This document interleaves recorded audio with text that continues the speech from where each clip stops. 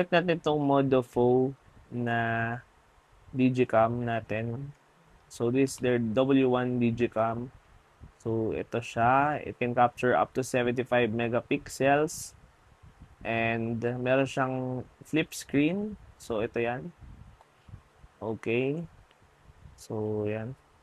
Also, nagpo-focus din siya. And recommended to for taking photos na gusto niyo na magkaroon ng konting retro or vintage look. And also for, ito yung kanyang dial. Pwede nating switch kung anong mode ba kailangan natin. Video ba or photo. So, it can capture video up to 5K na 15 FPS, 4K 30 FPS, and 1080p na 60 FPS.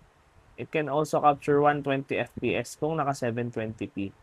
So, it comes with lens cap, yung kanyang micro SD card, yung battery, depende doon sa package na bibili nyo, yung lanyard here, sa side, and ayan. Napakasimple lang niya gamitin, and you can use this more than 1 hour. You can use this up to 1 hour for straight.